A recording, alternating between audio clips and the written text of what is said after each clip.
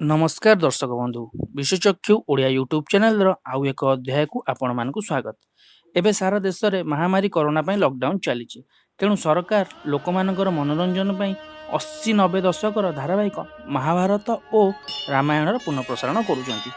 महाभारत होउछि आम हिंदू संस्कृतिर सबुठारु पुरातन ग्रंथ। एहाको आधार करी आमर पवित्र भगवत गीतार रचना मध्य करा जाइछि। आज भी महाभारतर सत्यता को नहीं अनेक युक्तितर्क चली थाए। तेबे आसंतु आमे आज मिलिथिबा किछि एपरि तथ्य को नहीं आलोचना करिबा जहा महाभारत सत्यतार प्रमाण देइथाए। तेबे let's start the video. Kurukshetra Mahabharata हेउछि धर्म और अधर्म मध्यरे होइथिबा सबुठारु बड़ युद्ध। एहा कुरुक्षेत्र नामक स्थान रे होइथिला जहा आज हरियाणार एक आधुनिक सहर।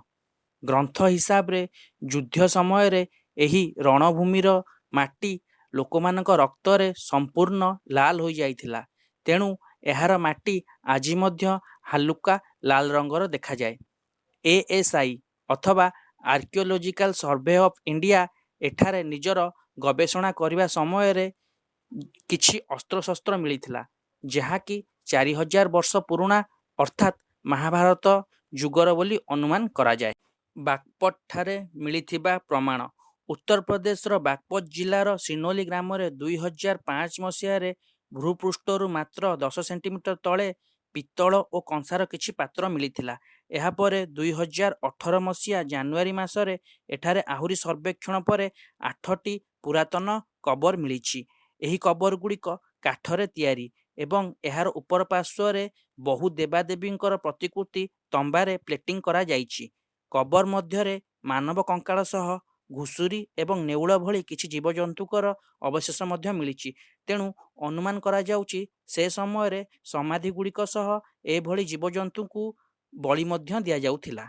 एहा सह तंबारे निर्मित खंडा एवं ढाल सह मुकुट मध्य मिलिछि। युद्ध समय रे व्यवहार हेउथिबा 2टी रथर अवशेष मध्य एठारे मिलिछि। 2005 मसीह रे एही स्थान ठारू मात्र 120 मीटर दूर रे आउ 116टी कबर संधान मिलिथिला। एही कबर गुड़िक भितरे भी अस्त्रशस्त्र रहिथिला। एही समस्त अवशेष 4000 वर्ष पूर्वर बोली आकलन करा जाइछि। महाभारत रे पांडव माने कौरवों को मागिथिबा 5टी ग्राम मध्यरु बागपत हेउछि गोटिए बोली उल्लेख करा जाइछि। तेणु एही सबु अवशेषर महाभारत सह संपर्क रहिछि बोली एएसआई अनुमान करुछि।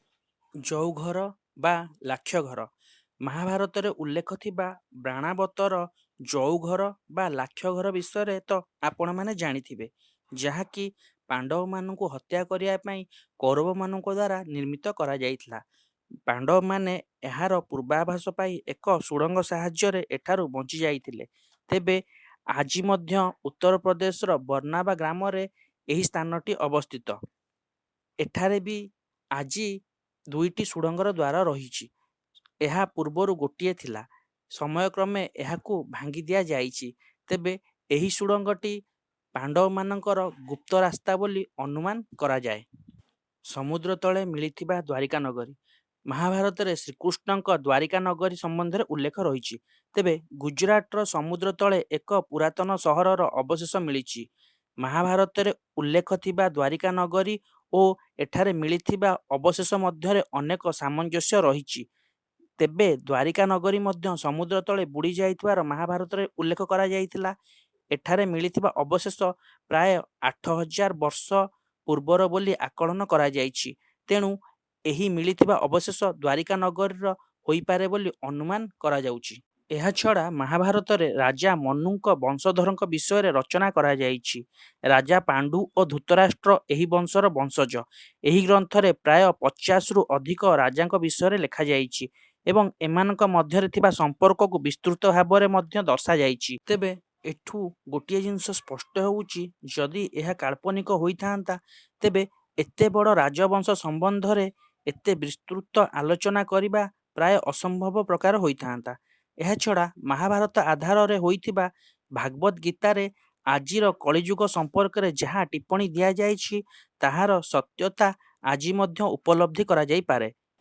तेबे ଆଜିର ଏହି ଭିଡ଼ିଓରେ ଆପଣମାନେ ଦେଖିଲେ ମହାଭାରତର ସତ୍ୟତାର କିଛି ପ୍ରମାଣ। ତେବେ ଆପଣମାନେ ଏ ସପକ୍ଷରେ କ'ଣ କହିବାକୁ ଚାହୁଁଛନ୍ତି କମେଣ୍ଟ ବକ୍ସରେ ନିଶ୍ଚୟ କମେଣ୍ଟ କରି ଜଣାଇବେ। ଧନ୍ୟବାଦ।